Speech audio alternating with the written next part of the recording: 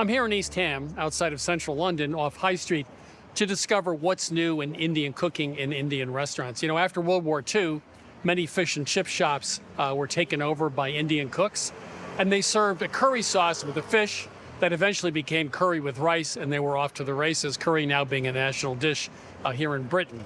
What's happening now, however, is that instead of just northern Indian cooking, it's dozens of other cuisines all over India. Obviously, it's very complicated. We're here to discover what's new.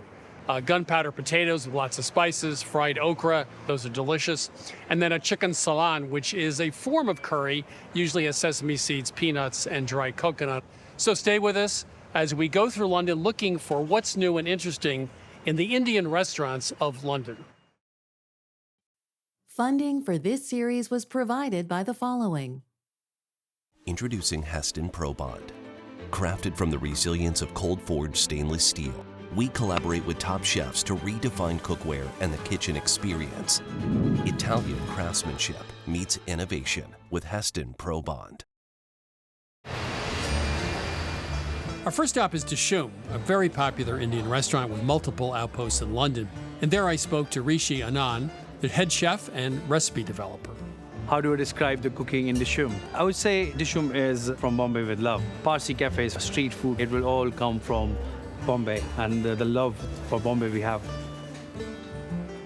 The dish Gunpowder Potato, actually it's kind of innovation. Our inspiration was we use gunpowder in South Indian cuisine. We just used a blend of our own spices and mixed it with lovely roasted potatoes and with lots of love. It's just delicious. So we're gonna roast the potatoes first. The process is really simple. We always use the new potatoes, which is small, tiny, lovely, cute little potatoes. You take out in the bowl, crush them, and put masala. We use kebab masala in it, which is a Dishoom signature. Every chef in India have their own spice mix, which they call a secret masala. So whenever you ask Indian chef, they say, oh, we have secret spices in there. We put these spices in, some lime juice, and the friend of potatoes, which is butter. Spring onion, coriander, and green chilies, which we're gonna add it. Give it a nice green color to it. It's tangy, spicy. In Hindi, we call it chatpata. Chatpata means something which have all flavors, which have a bit of tangy, spicy, sour, and salty, obviously. And it's ready to serve. Who doesn't like potatoes?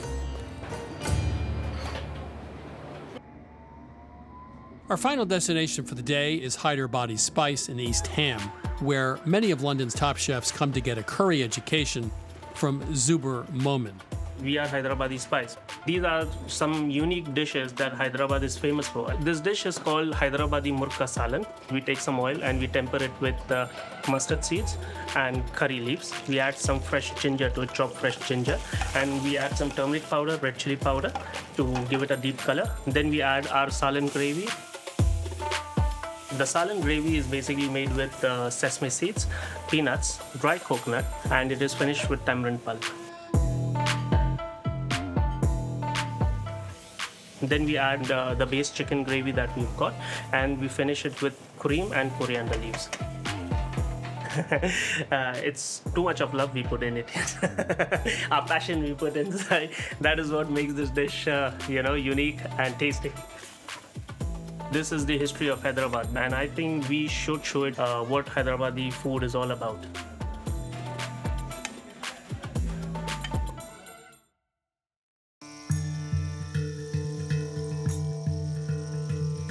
Once in a while, I come across a recipe that's so stupendous. I get so excited. I was in East Ham in Hyderabadi Spice, a little tiny storefront, and the chef made me a curry, a chicken salan, which we call Hyderabadi Chicken Curry. It was just absolutely phenomenal. Lots of ingredients, very complex flavor, terrific.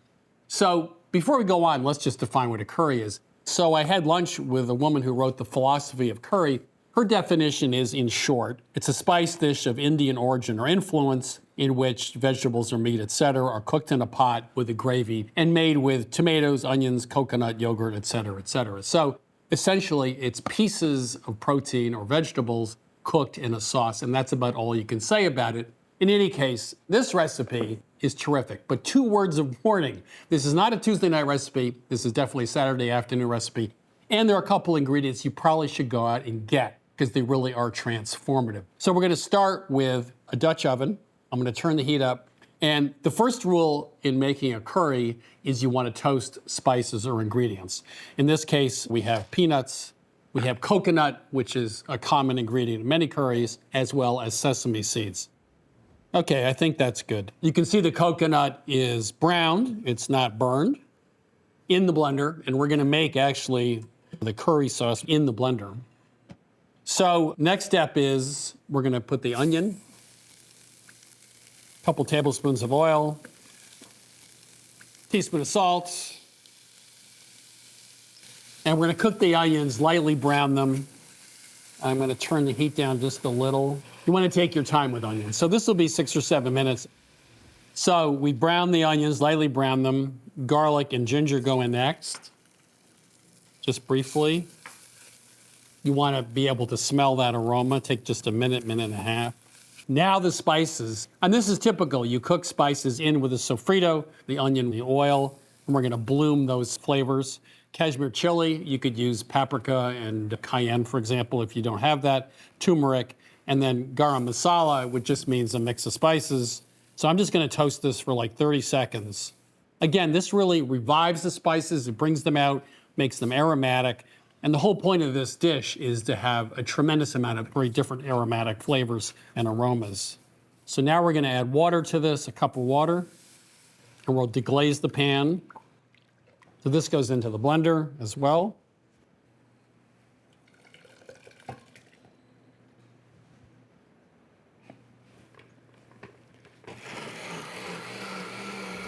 And now we're gonna fry some of the spices. So you got 3 ways to do spices here.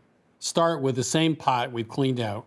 2 or 3 tablespoons of oil is good. We're gonna heat that up. Now we have 3 more spices. We have cumin seeds, obviously whole seeds, mustard seeds, and we also have curry leaves. Curry leaves are optional in this recipe. Now some people say they're citrusy, there has sort of a hint of anise in it, but if you can't find them, you can't find them.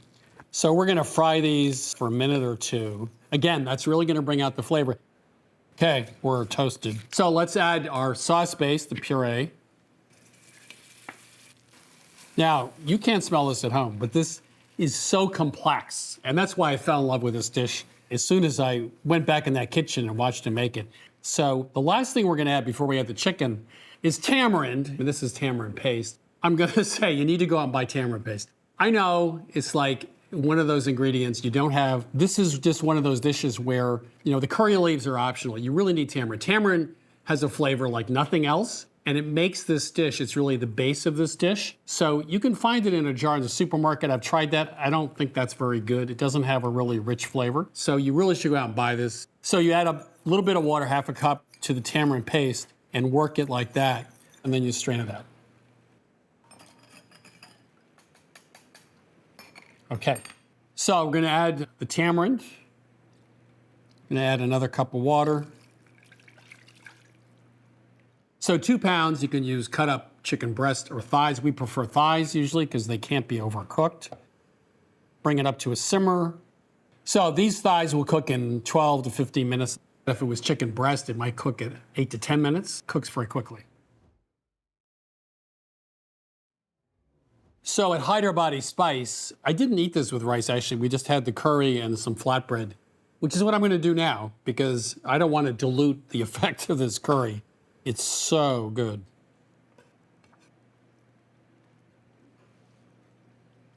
That's pretty good. That's really good. This is one of my top 10 recipes of all time. It's a cooking lesson in how to make a curry in that you are frying spices, you're toasting spices, you're cooking them with oil and onions, and you're using lots of different kinds of flavors, including nuts and coconut, etc., to create not just one flavor, but a whole layer of flavors here. And it's not actually a hard recipe to do. It is just absolutely spectacular.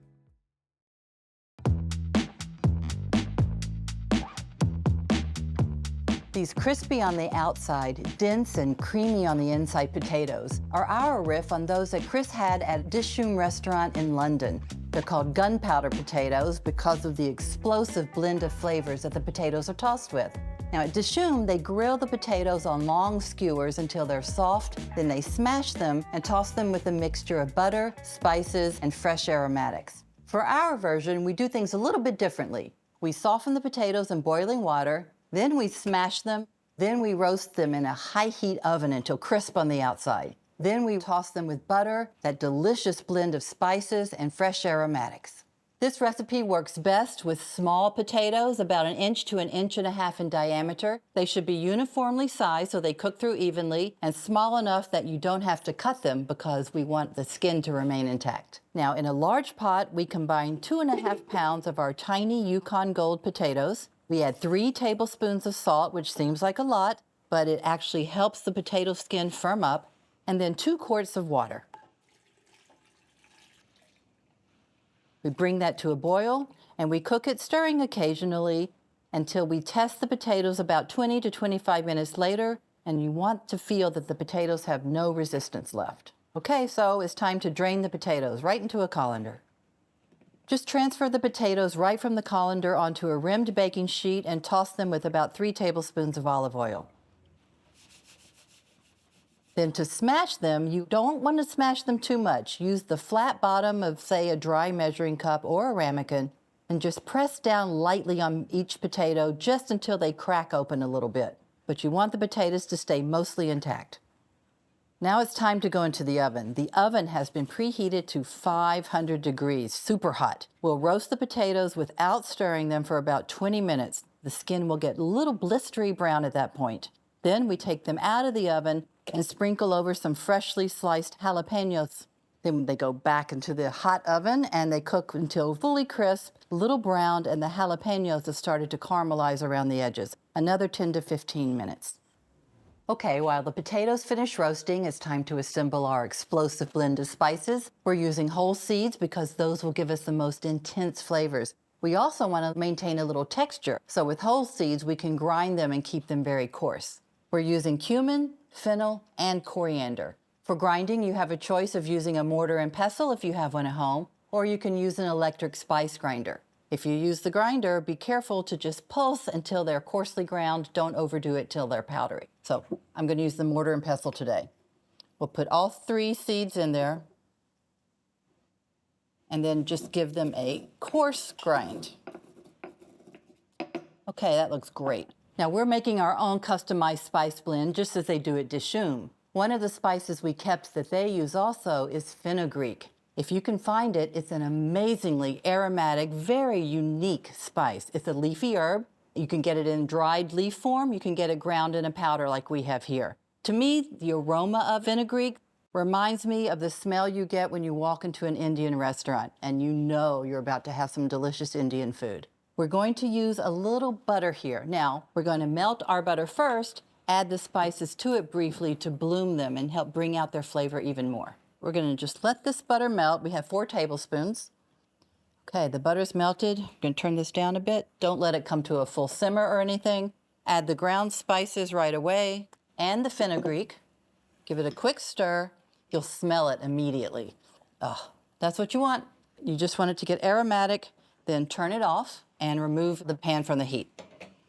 So now the potatoes just came out of the oven after the chilies were added. They are all roasty and toasty and the skin is crisp. The chilies also got a little caramelized on the edges, which are beautiful.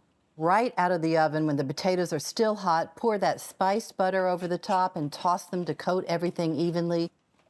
Then add the scallions and cilantro and give them a few more tosses, and then they're ready to serve.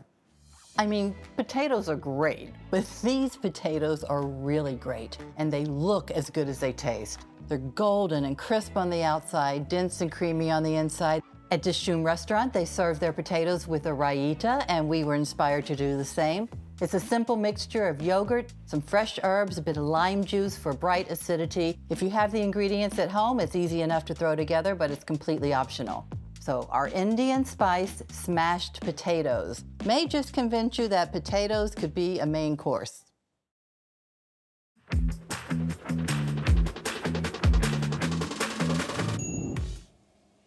So on Chris's recent trip to London, he came back raving about these French fries he had at Hyderabadi Spice. He also loved the okra from Dishoom, dusted with a masala spice mixture. So we had an order here to figure out what makes them so great. First of all, though, I'm going to start and get a grasp on what will make the perfectly crisp fry. Crispy on the outside, fluffy on the inside. So let's back up here and talk about the potatoes first and how to prep them and get them ready for frying. So to cut a potato into fries, peel it down, nice sharp knife. We're going to cut crosswise, 1/4-inch slices, slabs, if you will. So now I'm going to take half of them, stack them back up, reassemble them, and cut the same direction into 1/4-inch slices. And there it is. Very simple. Right after they're cut, throw them right in the water. That will help start rinsing off a little extra starch. I want to rinse off this water here. You can see how cloudy it is. That's the starch coming off the cut surface. I'm going to drain them in a colander and rinse them until the water's clear. That will ensure that they'll get crispy on the outside when we fry. And then afterward, another key important step, I'm going to put them on the towel-lined sheet pan and blot them dry. You don't want any excess water on fries before they go into the oil. That will pop and explode all over your kitchen. So I've got a few options I want to try to get to that perfectly crisp French fry.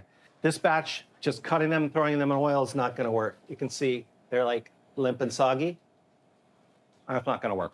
So the first batch I want to do here, I want to try starting in cold oil. So I'm going to put the dried potatoes in a deep pot here, and then I'll cover them with some vegetable oil to about 1 inch and turn the heat on pretty high. And it's going to slowly come up and they'll start to bubble. And I'm going to see what happens there with the exterior of this French fry.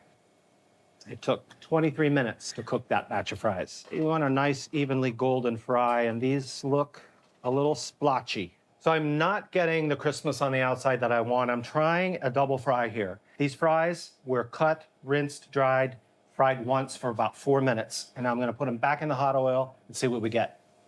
This is kind of nice. They're crisping up here and browning pretty quickly, so this might work well. Yeah, these are looking good. I can tell just by the way they feel that they're a little crispier than that first batch. So to work on that interior texture, I want to try blanching these. I'm going to add a little acid to the water, just cook them until they're softened up enough before we fry. That way I can tell if I can affect the interior of the fry by cooking them first. So these into some hot oil. All right, my blanched fries look beautiful. Nice golden brown. I can tell they're a little crispier than the other batches just by how they feel on the strainer. So cold oil is a bit of a surprise, but I love the blanching too. So got a little more work to do. I think we're getting close, but we'll see what Chris thinks.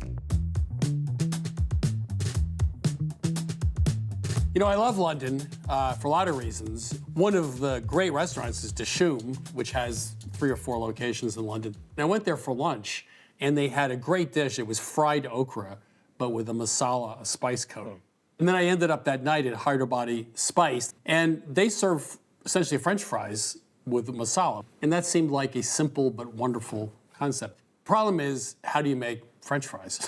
Which actually turned out to be the hard part. So Wes, here at Mill Street, went into the kitchen to figure that out, and there was a lot to figure out. Yes, we started out using a few tips and pointers from our friend Kenji Lopez-Alt. He's done various amounts of testing on French fries. So we started there, and we ended up with this method that is a little more streamlined and every bit as delicious. Nice crunchy fries, fluffy in the inside. So our first step here was blanching potatoes. So we're starting with white vinegar, 3 tablespoons, and then a couple tablespoons of salt. Now we're going to put enough water in here to cover the potatoes by about 1 inch. Now this is the first cooking, and these will essentially be cooked through when we've done blanching them, but they're not going to be the most pleasant experience because we've put that vinegar in there. They're going to have almost like a rubbery snap to them on the outside. So that's the key, and that will help us retain moisture inside and make them crisper when we get to frying. So these will come up to a boil. We'll just simmer those for about 10 minutes until they're basically cooked through but still holding their shape. We don't want to overcook at this point or they'll break and fall apart. Yeah, I think the vinegar helps strengthen the pectin, which holds the starch together. So if you don't use vinegar, these fries tend to blow up or they get sort of hollow inside. Yeah. So you get a better texture. So the vinegar helps them retain their shape, but also makes it a crispier fry. Exactly. And then we'll also add a few other elements to these when we fry that will help with that process as well.